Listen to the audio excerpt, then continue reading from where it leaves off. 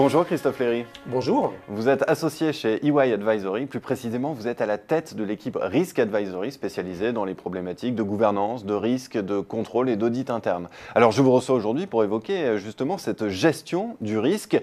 D'abord, seriez-vous de ceux qui disent d'expérience que l'entreprise se trouve confrontée à de plus en plus de risques et à des nouveaux risques? Alors c'est vrai que les risques sont d'origine et de nature très diverses aujourd'hui. Et ces nouveaux risques, notamment les nouveaux risques immatériels, sont encore mal appréhendés par les entreprises.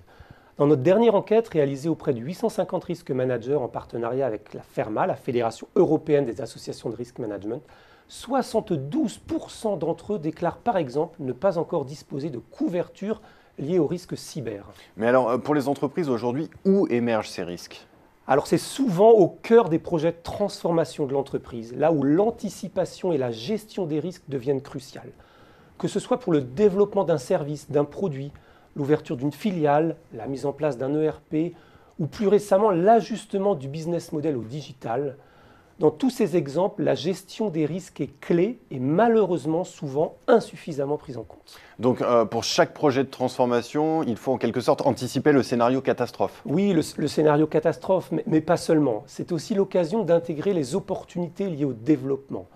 Si on prend l'exemple récemment évoqué dans l'actualité lors de la visite du président français à Cuba, d'un groupe français de spiritueux qui, lors de la construction de son usine il y a 4 ans, a fait le choix d'anticiper la taille de son outil de production dans la perspective d'une possible fin de l'embargo américain.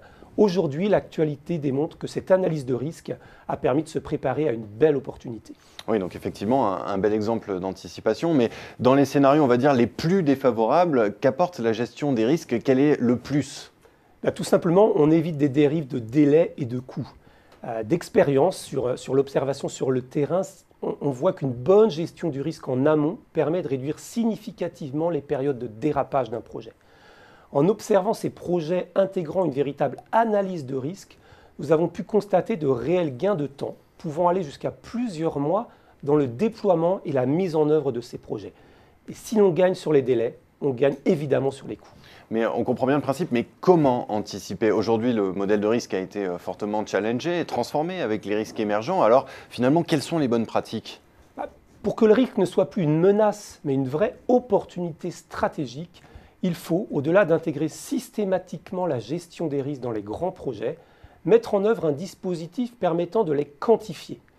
Ce chiffrage, certes complexe, permet de matérialiser l'impact d'un scénario défavorable sur l'activité de l'entreprise. Les causes, les conséquences sont ainsi mieux appréhendées et les investissements visant à réduire les risques sont alors justifiés. Donc on peut dire que oui, effectivement, la gestion des risques de projet est un atout stratégique. Bien évidemment, c'est un grand atout.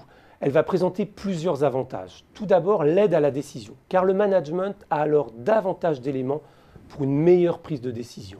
Second point est l'optimisation de la couverture financière du risque et de l'assurance.